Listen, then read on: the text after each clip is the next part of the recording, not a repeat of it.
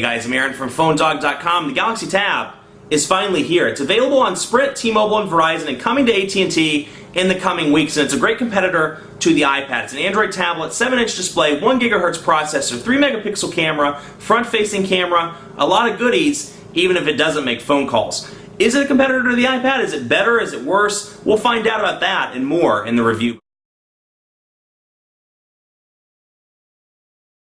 So on the topic of messaging, the Gmail interface in Froyo, or Android 2.2, is a little bit different from Android 2.1 and past versions of Android. So let's take a look at the Gmail app, for example. I have one of my email accounts configured in here, and you can see, looks great on the 7-inch display. Really optimizes, makes it look the way it should look, and you can use it in portrait and landscape mode as usual. Now, one nice thing about the Gmail version, or version of Gmail rather, in Android 2.2, a couple of things. One, you can add accounts by clicking where it says Old Man McTweety up there, and you can add from there versus going into the settings and hitting accounts. Minor thing, but still pretty cool. The big changes come in the header in one of these emails. So let's take a look at this one, for example. See, the header is a little bit different, so the redesign looks slightly different, and you can see the buttons over here have changed. It has star, reply, and the little button here to the side which you can click, and it opens up a range of options: reply, reply all, and forward. Now, one cool thing, you're reading through an email, you're halfway down, you're like, who in the heck sent me this email? Why am I reading this? Why am I halfway down? Well, first of all, why are you halfway down if you don't know who it is? But anyway, I've had that problem before, and when you scroll down, you notice the header stays at the top of the display. So when I'm scrolling down, I'm halfway through and thinking, who am I getting this email from? I can look right back up and it says Google Buzz. Nice touch on the Android 2.2 version of Gmail. Otherwise, very similar, other apps that are very similar to Android 2.2, the Marketplace, you'll see just a bigger version of it for the display, but you have your typical tabs up top, apps, games, and Verizon. And let's just go to the first app as an example. You can see the dark gray color scheme here for Android 2.2. Let's go to Flash Player, for example. And you'll see, in Android 2.2 in the Marketplace, separated comments and about by tabs. Then you can allow automatic updating. So since this is a 2.2 enabled device, we can check that. And whenever there's an update to Flash Player, instead of it popping up and saying you have an update to Flash Player 10.1, if it allows automatic update, it'll download automatically. So nice little touch there. And with the Android versions, it's very incremental upgrades from 2 to 2.1 to 2.2. And that's the case with Froyo on the Galaxy Tab. So let's take a look at the browser. Oh, first of all, I want to show you this, the digital frame. This is a cool little feature on the Galaxy Tab. You click on digital frame, and it brings up, in this instance, I have it selected to bring up 4 clocks in the United States. So you have, my time, Charlotte, Chicago, Denver, San Francisco. And you can change that clock setting around by going to the clock style, and we can select, let's say, let's do the date one, the date and the time. So let's have a look here. Click OK. And it brings up the time and the calendar as well. And you can, of course, use that in either mode. So that's a pretty cool little feature. Not a big deal, but you can do music, clock styles.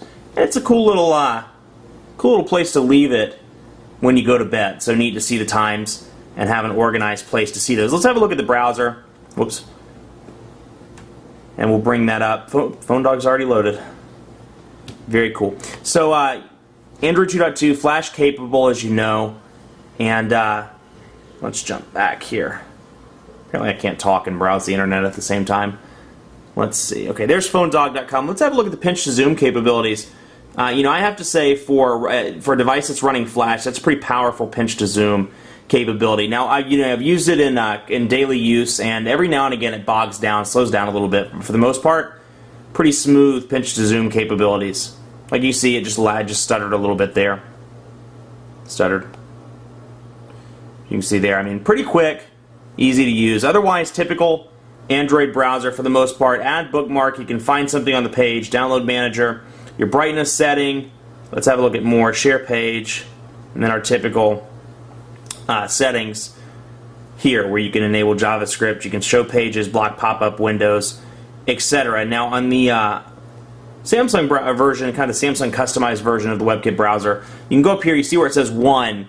We can click on that and bring up a new tab. So let's say we want to go to CNN. We'll bring up CNN.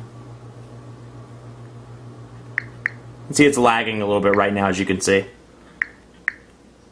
CNN.com. And while that's loading, let's go back to Phone Dock. So as you can see, very easy, very simple, and easy to use. I want to add a bookmark. Here's our bookmarks that we have. Let's add one. Go to Phone Dog. Yes, it is the #1 news and editorial news and video site. Hit OK, and that's saved in the device. Now back forward, you know the rest, but for the most part, that's pretty cool. Little additions on the TouchWiz centric version of the browser. Go back to CNN and then pop back to Phone Dock. So in addition to the front-facing camera for video calling, things of that nature, you have a rear camera as well with a flash, 3 megapixels, and it's been a pretty decent camera. It's nothing to write home about by any means, but I've been relatively pleased with it, and it has the flash as well for low-lit situations. So let's take a look here at Verizon brochure, for example. We'll take a picture of mobile broadband and data pricing. Take that, and we'll go into the gallery and have a look. Not bad at all, for a low-end, relatively low-end camera. You can see the text is clear, the colors are pretty crisp for the most part, and granted I have a lot of lights up here that are shining on it, but pretty pleased with the image quality. And then when you're in those low-lit situations, you have a flash. Now editing options include, scene mode. You can turn the flash on and off, shooting mode, and then you can go in here and check your resolution, your white balance, effects, ISO, image quality, things of that nature. So it's not, like I said, it's not anything to write home about in terms of the camera, but decent for those quick shots on the go. So before we get into some of the custom apps, I want to highlight the Task Manager, which is a Samsung application that comes pre-installed on this device and most of the other Galaxy S devices. But cool touch here, instead of downloading Advanced Task Killer from the Android market, I can go directly into this, see what's active, and close it. So it's a nice clean program that comes in the box on the Galaxy Tab. You can access it through the menu, through the Applications menu, or you can click Home and press and hold down Home and click Task Manager from there. So nice touch on that front. To change your brightness, your screen brightness, you can go up here and do it from the notifications bar. And you can also see Wi-Fi, Bluetooth, GPS, silent, orientation, lock. You can do all of that from the notifications bar there versus going into settings. So a nice touch. Now one thing you'll notice about the custom applications on the Galaxy Tab, the Android market's optimized mostly for phones. Some tablet-centric applications are in there, but optimized mostly for phones. So you'll notice some of the programs are optimized for tablets. Some are still intended to be used on the phone. But for example, let's take a look at TweetDeck, and you can see it takes advantage of the 7-inch display. We can scroll up, and we can look at TweetDeck. And it's not a small application. It takes up the full 7 inches of the display, and you can see that. Now, if you go into an application like Fandango, for example, it's still in phone-only form, so when we open it up, we go to catch a movie, you can see does not take up all of the 7-inch display, only takes up a little bit of it. So, depends on the application. There's some tablet-centric applications. Wall Street Journal is working on it. I believe it's already out now. But working on a tablet application for the Galaxy Tab, TweetDeck, and a few others.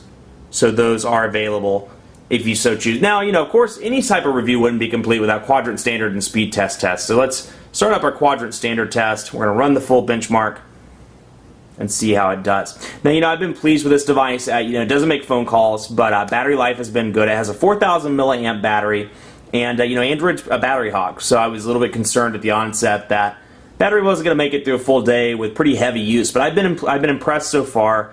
Used the web browser, downloaded some apps, played with some programs, and all in all, after a couple of heavy hours of use, it still made it through the day. So battery's decent. It has 2 gigabytes of internal storage and a 16 gigabyte micro SD card. So it's a little bit less than or a lot of bit less rather than the 16 gigabytes of internal memory on the T-Mobile version. But 2 gigabytes is enough. And the fortunate thing about Android 2.2 is you can store some of the apps to the SD card. So if you do get in a situation where you're running low or getting close to that 2 gigabytes, you have your 16 gig micro SD card slot, or micro SD card in the slot rather, ready to go, and you can store your apps on that thanks to Android 2.2 as well. So overall performance has been very good. That 1 gigahertz processor really shines. Had a few laggy moments, but not too bad. Now the device came in at 1,000 on the dot, a little bit lower than the Evo, the Droid X, both running 2.2, Nexus 1, G2, MyTouch 4G. But for it's not terribly bad, and given that it's a tablet, it's a new benchmark, so we'll have to take a look at this versus some of the other tablets that come out in the coming months to get a real comparison of apples versus apples instead of right now where it's kind of all phones and then tablet in the middle. Let's take a look at speed test, get an idea of what the network speeds are. We'll see here. Let's make sure it's on Charlotte. and we'll begin that test. This is an EVDO Revision A device. So let's see how the old Verizon network's performing this evening. It's like about 1400 kilobits per second on the download. Let's see here. Yeah, 1388 kilobits per second on the download, and then on the upload, it just dropped about 200 maybe, 200 kilobits per second. 184 kilobits per second. So, not the best speeds in the world. On average, when I was using this, I was averaging about 2,000 kilobits per second on the download, 2 megabits per second. Upload, about 1 megabit per second. That said, Thanksgiving traffic, my office is right beside a major interstate. And as you can see, I'm beside the cell site, but I'm only getting 3 bars now. But, so I'm sure it's being heavily taxed. So that's something to keep in mind when you look at these numbers. But still, for EVDO Revision A, not great on the speed test numbers. Much more coverage to come on the Samsung Galaxy Tab on PhoneDog.com. We'll have dogfights between this and the iPad and continuing coverage. So be sure to keep it locked on PhoneDog.com. In the meantime, be sure to like us on Facebook. Facebook.com/PhoneDog. We're giving away 100 iPads. And, I find it funny that I'm plugging an iPad on the Galaxy Tab review. But hey, a free product's a free product. So enter to win. Go to PhoneDog.com, like us, enter the sweepstakes, and you can win an iPad or even a trip to the Super Bowl. Be sure to follow me on Twitter as well, PhoneDog_Aaron, and ask me any questions you have about this device, any other device I've reviewed, or just general questions. I'd love to talk to you, and would love to hear from you. Thanks for watching. Have a great day.